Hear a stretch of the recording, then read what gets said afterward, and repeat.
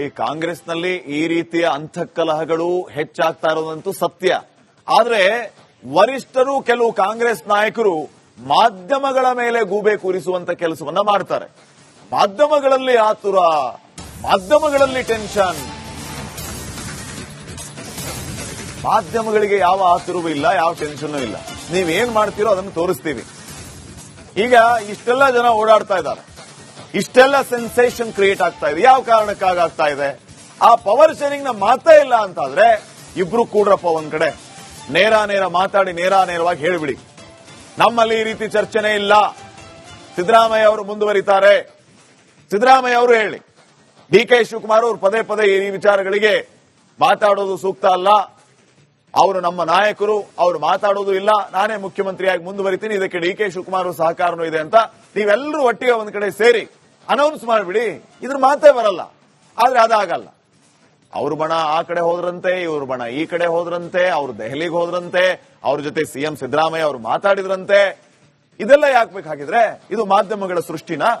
ದೆಹಲಿಗೆ ಹೋಗಿದ್ ಸುಳ್ಳ? ನೀವು ಅವರಿಗೆ ಫೋನ್ ಮಾಡಿದ್ ಸುಳ್ಳ?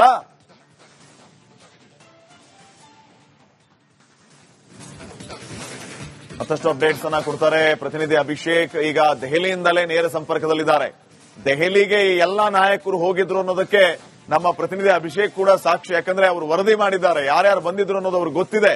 ಈ ಕಡೆ ಈ ಕಾಂಗ್ರೆಸ್ ನಾಯಕರು ಹೇಳ್ತಾರೆ ಎಲ್ಲ ಮಾಧ್ಯಮಗಳ ಸೃಷ್ಟಿ ಅಂತ. ಯಾವ ಸೃಷ್ಟಿ? ಈಗ ದೆಹಲಿಯಲ್ಲಿ ಏನ್ ನಡೀತಾ ಇದೆ ಅಭಿಷೇಕ್?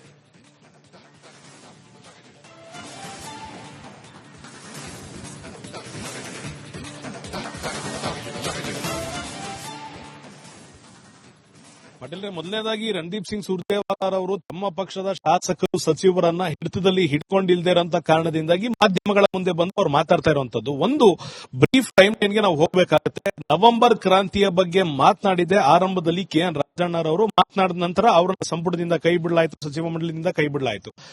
ನವೆಂಬರ್ನಲ್ಲಿ ಕ್ರಾಂತಿ ನಡೆಯುತ್ತೆ ಅಂತ ರಾಜಣ್ಣ ಹೇಳೋರ್ಗೂ ಕೂಡ ಮಾಧ್ಯಮಗಳು ಅದರ ಬಗ್ಗೆ ಮಾತಾಡಿರಲಿಲ್ಲ. ಆದ್ರೆ ಯಾವಾಗ ಸಚಿವರು ಶಾಸಕರನ್ನ ಸಂಪರ್ಕ ಮಾಡಿ ಆನ್ ದ ರೆಕಾರ್ಡ್ ಮಾತಾಡಿಸಂತ ಸಂದರ್ಭದಲ್ಲಿ ಅಧಿಕಾರ ಹಸ್ತಾಂತರ ಆಗುವಂತ ಚಾನ್ಸಸ್ ಇದೆ, ಸಂಪುಟ ಪುನಾರಚನೆ ಆಗುತ್ತೆ ಅನ್ನೋ ಮಾಹಿತಿಯನ್ನು ಅವರ ಪಕ್ಷದ ಶಾಸಕ ಸಚಿವ ಮಿತ್ರರೇ ತಿಳಿಸಿರುವಂತದ್ದು ಮೊದಲನೇ ಪಾಯಿಂಟ್ ರಣದೀಪ್ ಸಿಂಗ್ ಸುರ್ಜೇವಾಲಾ ಅವರು ಗಮನಿಸಬೇಕಾಗುತ್ತೆ.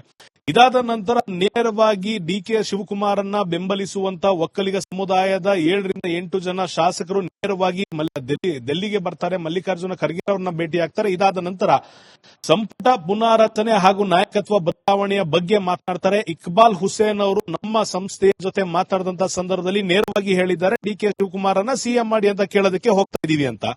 ಇಲ್ಲಿಗೆ ಪಕ್ಷದ ಚೌಕಟ್ಟಿನ ಮೀರಿ ಮಾತನಾಡಿರುವಂತದ್ದು ಅವರದೇ ಪಕ್ಷದ ಶಾಸಕರು ಸಚಿವರು. ಇಂತಹ ಸಂದರ್ಭದಲ್ಲಿ ಮಾಧ್ಯಮಗಳ ಮೇಲೆ ಗೂಬೆ ಕೂರಿಸುವಂತ ಕೆಲಸವನ್ನ ರಣದೀಪ್ ಸಿಂಗ್ ಸುರ್ಜೇವಾಲಾ ಮಾಡ್ತಿರುವಂತದನ್ನ ಈಗ ಮಲ್ಲಿಕಾರ್ಜುನ್ ಖರ್ಗೆ ಅವರು ಕೂಡ ಗಮನಿಸಿರ್ತಾರೆ. ರಾಜ್ಯದ ಉಸ್ತುವಾರಿಯನ್ನು ನೀಡಿದಂತ ಸಂದರ್ಭದಲ್ಲಿ ಅವರಿಗೆ ಇರಬೇಕಾದಂತ ಒಂದಿಷ್ಟು ಕೋಡ್ ಆಫ್ ಕಾಂಡಕ್ಟ್ ಅನ್ನ ಕೂಡ ನೀಡಿದ್ದಾರೆ. ಆದ್ರೆ ಆ ಕೋಡ್ ಆಫ್ ಕಾಂಡಕ್ಟ್ ಅನ್ನ ವೈಲೇಟ್ ಮಾಡಿರುವಂತಹ ಶಾಸಕ ಸಚಿವರನ್ನ ಹಿಡಿತದಲ್ಲಿ ಇಟ್ಕೊಳ್ಳಕ್ಕೆ ಆಗದೆ ಇರುವಂತದ್ದು ರಣದೀಪ್ ಸಿಂಗ್ ಸುರ್ಜೇವಾಲಾ ಅವರ ಪರಮಾವಧಿಯಾಗುತ್ತೆ. ಇದಾದ ನಂತರ ಮಾಧ್ಯಮಗಳ ಮೇಲೆ ಗೂಬೆ ಕೂರಿಸುವಂತ ಯತ್ನಕ್ಕೆ ಒಂದು ಉತ್ತರವನ್ನ ಮಾಧ್ಯಮಗಳು ಕೂಡ ನೀಡುತ್ತೆ. ಯಾಕಂದ್ರೆ ಅವರ ಪಕ್ಷದಿಂದ ಬಂದಂತ ಉತ್ತರಕ್ಕೆ ಪ್ರಶ್ನೆಯನ್ನ ಕೇಳ್ತಿದ್ದೇವೆ ಹೊರತು ಯಾವುದು ಹೊಸ ಪ್ರಶ್ನೆಗಳನ್ನ ಮಾಧ್ಯಮ ಉದ್ಭವಿಸಿಲ್ಲ. ಇದ್ರ ಜೊತೆಗೆ ದೆಹಲಿಗೆ ಬನ್ನಿ ಅಂತ ಯಾವ ಮಾಧ್ಯಮಗಳು ಕೂಡ ಹೇಳಿಲ್ಲ. ಇದಾದ ನಂತರ ಸಿದ್ದರಾಮಯ್ಯನವರು ನಾನೇ 5 ವರ್ಷ ಸಿಎಂ ಆಗಿರ್ತೀನಿ ಅಂದಂತ ಸಂದರ್ಭದಲ್ಲಿ ಒಂದಿಷ್ಟು ಶಾಸಕ ಸಚಿವರ ಹೇಳಿಕೆಗಳು ಬದಲಾಗುತ್ತೆ. ದೆಹಲಿಗೆ ಬಂದಿದ್ದು ಕ್ಷೇತ್ರದ ಬಗ್ಗೆ ಮಾತನಾಡೋದಿಕ್ಕೆ ಅಂತ ಮಾತನ್ನ ಬದಲಾಯಿಸ್ತಾರೆ. ಇದೇ ಸಂದರ್ಭದಲ್ಲಿ ಸಿದ್ದರಾಮಯ್ಯ ಅವರನ್ನ ಬೆಂಬಲಿಸುವಂತ ಅಷ್ಟು ಜನ ಸಚಿವರು ಡಿನ್ನರ್ ಮೀಟಿಂಗ್ ಸೇರ್ತಾರೆ. ಎರಡೂ ಬಣಗಳು ಇಬ್ಬರಿಗೂ ಬೇಕಾದಂತ ಉತ್ತರವನ್ನ ನೀಡೋದಕ್ಕೆ ಮಾಧ್ಯಮಗಳೇ ಬೇಕಾಗಿರುವಂತಹ ಸಂದರ್ಭದಲ್ಲಿ ರಣದೀಪ್ ಸಿಂಗ್ ಸುರ್ಜೇವಾಲಾ ನೇರವಾಗಿ ಈ ರೀತಿ ಹೇಳಿಕೆ ಕೊಡುವಂತದ್ದು ಎಷ್ಟರ ಮಟ್ಟಿಗೆ ಸರಿ ಅನ್ನೋದನ್ನ ರಣದೀಪ್ ಸಿಂಗ್ ಸುರ್ಜೇವಾಲಾ ಅವರೇ ಗಮನಿಸಬೇಕಾಗುತ್ತೆ. ಖಂಡಿತವಾಗಿಯೂ ನವೆಂಬರ್ ಕ್ರಾಂತಿ ಈಗ ಹತ್ಕೊಂಡಿರುವಂತದ್ದು ಇನ್ನೇನು ಕೆಲವೇ ದಿನಗಳಲ್ಲಿ ಇದಕ್ಕೆ ತಾರ್ಕಿಕ ಅಂತ್ಯವನ್ನ ನೀಡಲಾಗುತ್ತಾದ್ರೂ ಯಾರು ಅಧಿಕಾರದಲ್ಲಿ ಮುಂದುವರಿತಾರೆ, ಸಚಿವ ಸಂಪುಟ ಪುನಾರಚನೆ ಯಾವಾಗ ಆಗುತ್ತೆ, ವಿಸ್ತರಣೆ ಯಾವಾಗ ಆಗುತ್ತೆ ಅನ್ನೋದು ದಿನಾಂಕ ನಿಗದಿಯಾಗೋದಕ್ಕೆ 1-2 ರಿಂದ 3 ದಿನ ಬೇಕಾಗುತ್ತೆ ಹೊರತು ಇಲ್ಲಿ ಯಾವುದು ಸೃಷ್ಟಿ ಅಲ್ಲ ಅನ್ನೋದನ್ನ ರಣದೀಪ್ ಸಿಂಗ್ ಸುರ್ಜೇವಾಲಾ ಈಗ ಮನವರಿಕೆ ಸ್ವತಃ ಮಾಡ್ಕೊಳ್ಬೇಕಾಗಿರುವಂತದ್ದು. ಆದ್ರೆ ಈ ಸದ್ಯ ಮಟ್ಟಿಗೆ ಪಾಟೀಲ್ರೆ ನೀವೇ ಹೇಳದಂತೆ ಉಭಯ ನಾಯಕರು ಸಿದ್ದರಾಮಯ್ಯ, ಡಿ.ಕೆ. ಶಿವಕುಮಾರ್ ಹೈಕಮಾಂಡ್ ಕೂತ್ಕೊಂಡು ಈ ರೀತಿ ಮುಂದುವರಿಯುತ್ತೆ ಅಂತ ಗಟ್ಟಿಯಾಗಿ ಹೇಳುವಂತ ಯಾವ ಕೆಲಸವನ್ನು ಮಾಡದೆ ಇದ್ದಾಗ ಖಂಡಿತವಾಗಿಯೂ ಅವರ ಪಕ್ಷದಲ್ಲಿರುವಂತಹ ಆಂತರಿಕ ಕಲಹ ರಸ್ತೆಗೆ ಬಿದ್ದಿರೋದನ್ನ ಮಾಧ್ಯಮಗಳು ಎತ್ತಿ ತೋರಿಸಿವೆ ಅಷ್ಟೇ ಅನ್ನೋದನ್ನ ಈಗ ಅವರು ಅರ್ಥ ಮಾಡ್ಕೊಬೇಕಾಗಿರೋದು ಪಾಟೀಲ್ರೆ. ಓಕೆ, ಥ್ಯಾಂಕ್ ಯು ಅಭಿಷೇಕ್ ಮಾಹಿತಿಗಾಗಿ. ಈ ಕಾಂಗ್ರೆಸ್ನಲ್ಲಿ ಈ ರೀತಿಯ ಅಂತಃಕಲಹಗಳು ಹೆಚ್ಚಾಗ್ತಾ ಇರೋದಂತೂ ಸತ್ಯ. ಆದ್ರೆ ವರಿಷ್ಠರು ಕೆಲವು ಕಾಂಗ್ರೆಸ್ ನಾಯಕರು ಮಾಧ್ಯಮಗಳ ಮೇಲೆ ಗೂಬೆ ಕೂರಿಸುವಂತ ಕೆಲಸವನ್ನ ಮಾಡ್ತಾರೆ. ಮಾಧ್ಯಮಗಳಲ್ಲಿ ಆತುರ, ಮಾಧ್ಯಮಗಳಲ್ಲಿ ಟೆನ್ಷನ್.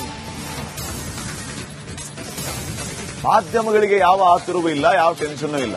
ನೀವೇನ್ ಮಾಡ್ತೀರೋ ಅದನ್ನು ತೋರಿಸ್ತೀವಿ. ಈಗ ಇಷ್ಟೆಲ್ಲ ಜನ ಓಡಾಡ್ತಾ ಇದ್ದಾರೆ, ಇಷ್ಟೆಲ್ಲ ಸೆನ್ಸೇಷನ್ ಕ್ರಿಯೇಟ್ ಆಗ್ತಾ ಇದೆ. ಯಾವ ಕಾರಣಕ್ಕಾಗಿ ಆಗ್ತಾ ಇದೆ?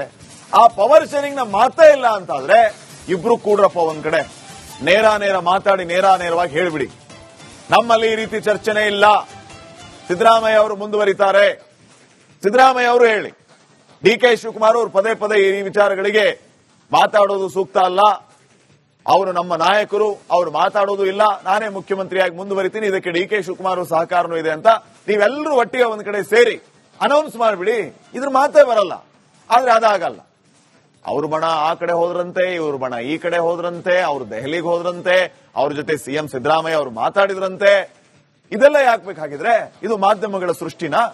ದೆಹಲಿಗೆ ಹೋಗಿದ್ ಸುಳ್ಳ? ನೀವು ಅವರಿಗೆ ಫೋನ್ ಮಾಡಿದ್ ಸುಳ್ಳ?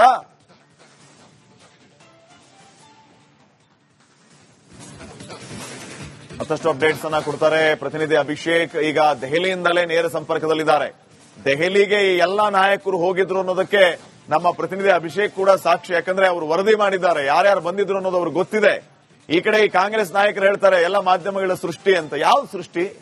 ಈಗ ದೆಹಲಿಯಲ್ಲಿ ಏನ್ ನಡೀತಾ ಇದೆ ಅಭಿಷೇಕ್?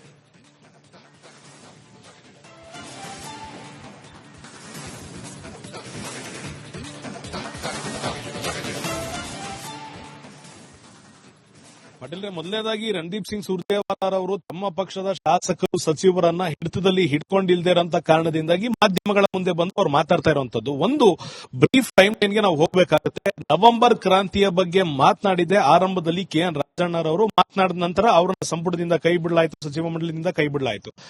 ನವೆಂಬರ್ನಲ್ಲಿ ಕ್ರಾಂತಿ ನಡೆಯುತ್ತೆ ಅಂತ ರಾಜಣ್ಣ ಹೇಳೋರ್ಗೂ ಕೂಡ ಮಾಧ್ಯಮಗಳು ಅದರ ಬಗ್ಗೆ ಮಾತಾಡಿರಲಿಲ್ಲ. ಆದ್ರೆ ಯಾವಾಗ ಸಚಿವರು ಶಾಸಕರನ್ನ ಸಂಪರ್ಕ ಮಾಡಿ ಆನ್ ದ ರೆಕಾರ್ಡ್ ಮಾತಾಡಿಸಂತ ಸಂದರ್ಭದಲ್ಲಿ ಅಧಿಕಾರ ಹಸ್ತಾಂತರ ಆಗುವಂತ ಚಾನ್ಸಸ್ ಇದೆ, ಸಂಪುಟ ಪುನಾರಚನೆ ಆಗುತ್ತೆ ಅನ್ನೋ ಮಾಹಿತಿಯನ್ನು ಅವರ ಪಕ್ಷದ ಶಾಸಕ ಸಚಿವ ಮಿತ್ರರೇ ತಿಳಿಸಿರುವಂತದ್ದು ಮೊದಲನೇ ಪಾಯಿಂಟ್ ರಣದೀಪ್ ಸಿಂಗ್ ಸುರ್ಜೇವಾಲಾ ಅವರು ಗಮನಿಸಬೇಕಾಗುತ್ತೆ.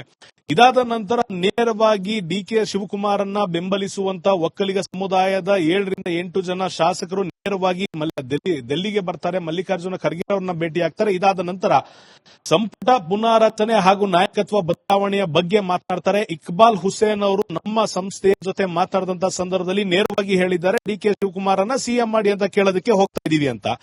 ಇಲ್ಲಿಗೆ ಪಕ್ಷದ ಚೌಕಟ್ಟಿನ ಮೀರಿ ಮಾತನಾಡಿರುವಂತದ್ದು ಅವರದೇ ಪಕ್ಷದ ಶಾಸಕರು, ಸಚಿವರು. ಇಂತಹ ಸಂದರ್ಭದಲ್ಲಿ ಮಾಧ್ಯಮಗಳ ಮೇಲೆ ಗೂಬೆ ಕೂರಿಸುವಂತ ಕೆಲಸವನ್ನ ರಣದೀಪ್ ಸಿಂಗ್ ಸುರ್ಜೇವಾಲಾ ಮಾಡ್ತಿರುವಂತದನ್ನ ಈಗ ಮಲ್ಲಿಕಾರ್ಜುನ್ ಖರ್ಗೆ ಅವರು ಕೂಡ ಗಮನಿಸಿರ್ತಾರೆ.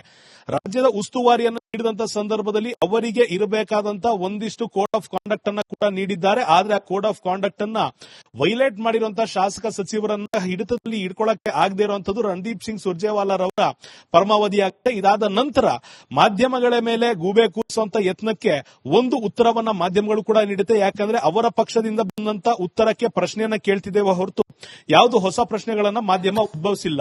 ಇದ್ರ ಜೊತೆಗೆ ದೆಹಲಿಗೆ ಬನ್ನಿ ಅಂತ ಯಾವ ಮಾಧ್ಯಮಗಳು ಕೂಡ ಹೇಳಿಲ್ಲ. ಇದಾದ ನಂತರ ಸಿದ್ದರಾಮಯ್ಯನವರು ನಾನೇ 5 ವರ್ಷ ಸಿಎಂ ಆಗಿರ್ತೀನಿ ಅಂದಂತ ಸಂದರ್ಭದಲ್ಲಿ ಒಂದಿಷ್ಟು ಶಾಸಕ ಸಚಿವರ ಹೇಳಿಕೆಗಳು ಬದಲಾಗುತ್ತೆ.